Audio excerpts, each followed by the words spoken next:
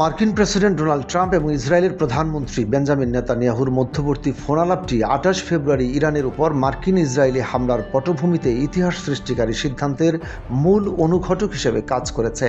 মাত্র ৪৮ ঘণ্টারও কম সময় আগে এই ফোনালাপে নেতানিয়াহু ট্রাম্পকে নিশ্চিত করেন যে ইরানের সর্বোচ্চ নেতা আয়াতুল্লাহ আলী খামেনি এবং তার প্রধান সহযোগীরা তেহরানে একটি সংক্ষিপ্ত বৈঠকে মিলিত হবেন।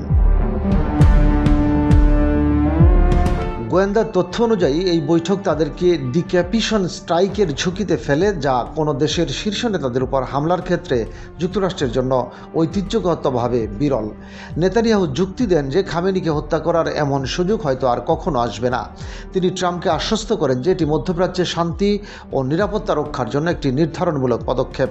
ইসরায়েলি নেতা দীর্ঘদিন ধরে ইরানি শাসক গোষ্ঠীর ক্ষমতা হ্রাসের চেষ্টা চালিয়েছেন এবং তিনি মনে করেন ট্রাম্প এই মুহূর্তে ইতিহাস গড়ার সুযোগ পেতে পারেন। তার মতে ইরানি শাসক গোষ্ঠী পশ্চিমা বিশ্ব এবং ইরানি জনগণের কাছে বহু বছর ধরে বিতর্কিত এবং তাদের ক্ষমতা সীমিত করা মধ্যপ্রাচ্যে স্থায়ী নিরাপত্তা স্থাপনের সহায়ক হবে।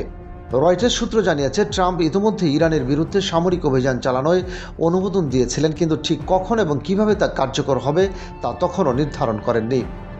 এই সময়ে মার্কিন সামরিক বাহিনী মধ্যপ্রাচ্যে তাদের উপস্থিতি জোরদার করেছে। আগে পরিকল্পিত হামলার তারিখ বাতিল হয়েছিল খারাপ আবহাওয়ার কারণে, তবে নেতানিয়াহুর ফোনালাপটি ট্রাম্পের কাছে চূড়ান্ত অনুঘটক হিসেবে কাজ করে। ২৭ ফেব্রুয়ারি ট্রাম্প অপারেশন এপিক ফিউরি কার্যকর করার নির্দেশ দেন। ফোনালাপের বিস্তারিত প্রকাশ করা হয়নি, তবে হোয়াইট হাউসের মুখপাত্র আনা কেলি জানান, সামরিক অভিযান চালানোর মূল উদ্দেশ্য ছিল ইরানের ব্যালিস্টিক ক্ষেপণাস্ত্র ও উৎপাদন ক্ষমতা ধ্বংস করা, নৌবাহিনীকে নিশ্চিহ্ন করা, প্রক্সি শক্তিকে অস্ত্রসজ্জা বন্ধ করা এবং ইরানকে পারমাণবিক অস্ত্র অর্জনের পথ থেকে বিরত রাখা। গোয়েন্দা তথ্য এবং নেতানিয়াহুর যুক্তি একত্রিত হয়ে ট্রাম্পের সিদ্ধান্তে প্রভাব ফেলেছে বলে বিশ্লেষকরা মনে করছেন। হামলা শুরু হয় ২৮ ফেব্রুয়ারি শনিবার সকালে। সেই রাতেই ট্রাম্প ঘোষণা করেন যে খামেনি নিহত হয়েছেন। এই ঘটনাটি মধ্যপ্রাচ্যের ভূ রাজনৈতিক পরিস্থিতিতে এক বিপ্লবী মোড় এনেছে। বিশ্লেষকরা বলছেন, এটি কেবল ইরানই নয়, গোটা অঞ্চলের রাজনৈতিক ও সামরিক ভারসাম্যকেও নতুনভাবে প্রভাবিত করেছে। উভয় দেশের এই পদক্ষেপের ফলে আন্তর্জাতিক সম্প্রদায়ের মধ্যে উদ্বেগ বৃদ্ধি পেয়েছে। মার্কিন ও ইসরায়েলি সিদ্ধান্তের সমালোচনা করা হয়েছে, বিশেষ করে শীর্ষ নেতার উপর হামলার ক্ষেত্রে আন্তর্জাতিক আইন ও নৈতিকতার প্রশ্ন উত্থাপিত হয়েছে।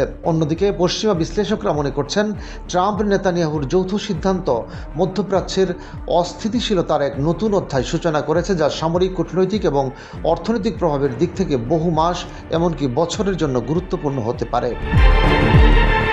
এই ঘটনার পর আন্তর্জাতিক সংস্থা এবং মধ্যপ্রাচ্য ভিত্তিক দেশগুলো সতর্ক অবস্থান নিয়েছে। কেউ সামরিক উত্তেজনা কমানোর চেষ্টা করছেন, আবার কেউ পরিস্থিতি পর্যবেক্ষণ করে কৌশলগত সিদ্ধান্ত নিচ্ছেন।